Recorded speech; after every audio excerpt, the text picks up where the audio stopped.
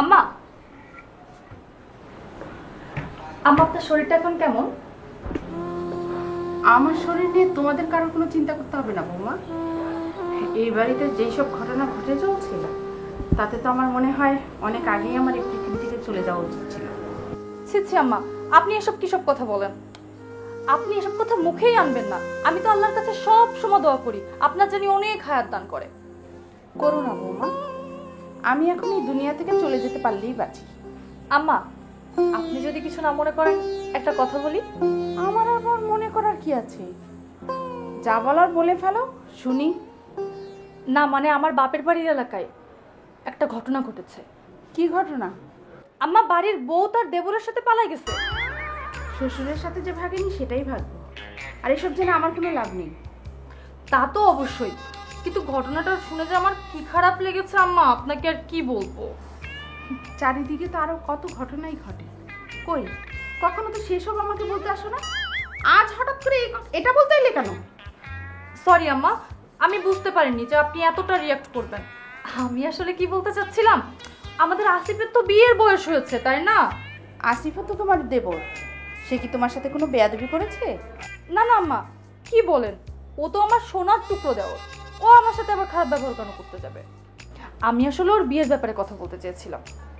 দেখো বৌমা, আসিফের এখন বিয়ে দেওয়ার আমাদের কোনো পরিকল্পনা নেই। বেকার একটা ছেলেকে বিয়ে দিয়ে শুধু শুধু একটা মেয়ের জীবন নষ্ট করবো কেন? সেটা আপনি ঠিকই বলেছেন আম্মা, কিন্তু আমার হাতে একটা মেয়ে ছিল, খুব ভালো বংশ। ভালো বংশের মেয়েটাই আমি আমার সংসারে এনেছি বৌমা। এনে বুঝেছি যে বংশ ধুয়ে আসলে পানি খাওয়া যায় না। ভালো বংশের মেয়ে হওয়ার চেয়ে একজন ভালো মানুষ হওয়াটা খুব জরুরি। সরি আম্মা, আপনার হয়তো কোনো কারণে মন খারাপ, আমি আর যাই, পরে কখনো এই বিষয়টা। শোনো বৌমা, তোমার বাপের বাড়ি এলাকায় কি ঘটেছে সেটা আমি জানি না, কিন্তু এইটুকু তোমাকে আমি বলতে পারি যে আমি আমার সন্তানদের এমনভাবে মানুষ করেছি যে এই ধরনের নোংরামি ঘটনা আমার সংসারে ঘটবে না। এখন তুমি আসতে পারো।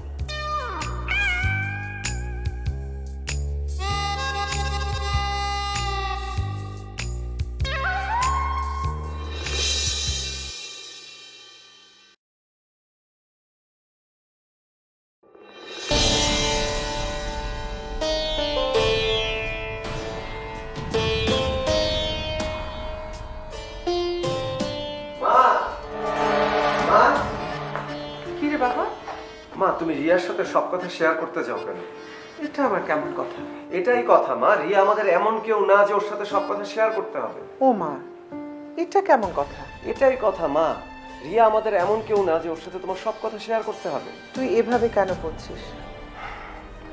আমরা রিয়ারা একই বিল্ডিং এ থাকি বহু বছর ধরে, এই তো, এর বাইরে তো আর কিছু না। তোর তাই মনে হয়? তাহলে আর কি মনে হবে? বোকার মতো কথা বলছিস কেন? রিয়া যদি আমাদের শুধু প্রতিবেশী হিসেবে দেখতো তাহলে 3 বেলা আমার এভাবে সেবা যত্ন করতো। আরে মা, রিয়া তোমাকে পছন্দ করে, এই জন্য তোমার সেবা যত্ন করে। আর তোকে? কি আশ্চর্য, এখানে আমার কথা উঠছে কেন? রিয়া আমাকে পছন্দ করে, এটা খুব সত্যি, কিন্তু এ বাসায় আসার প্রধান কারণ হচ্ছিস তুই। মা, তুমি কিন্তু আবার ওই লাইনে কথা বলা শুরু করছো। তুই তুললি বলে তো আমি বললাম। তুই যদি পছন্দ না করিস তাহলে আমি বলবো না, কিন্তু এই কথা সত্যি, রিয়া তোকে খুব পছন্দ করে। ঠিক আছে, রিয়া আমাকে পছন্দ করে, ঠিক আছে, ওকে, কিন্তু এই প্রসঙ্গ এখানেই শেষ। কেন? তুই রিয়ার ব্যাপারে সিরিয়াস না? মা, আমি একটা বেকার ছেলে, একটা বেকার ছেলেকে কোনো মেয়ের ব্যাপারে সিরিয়াস হওয়া উচিত না মা। অর্ক বাবা, তুই রেজাউল সাহেবের সাথে দেখা কর, আমার মন বলছে একটা ব্যবস্থা হয়ে যাবে।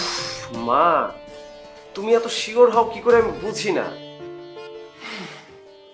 আচ্ছা যাও, তুমি যখন এত করে বলছো আমি যাবো ওনার সাথে দেখা করব, কিন্তু উনি যদি আমাকে অপমান করে মা। অপমান করবে না বাবা, তুই তোর কথাটা ঠিকভাবে ওনাকে খুলে বললে, আমি বললাম না আমার মন বলছে একটা ব্যবস্থা হয়ে যাবে, আমার কথাটা রাখ। ওকে মা।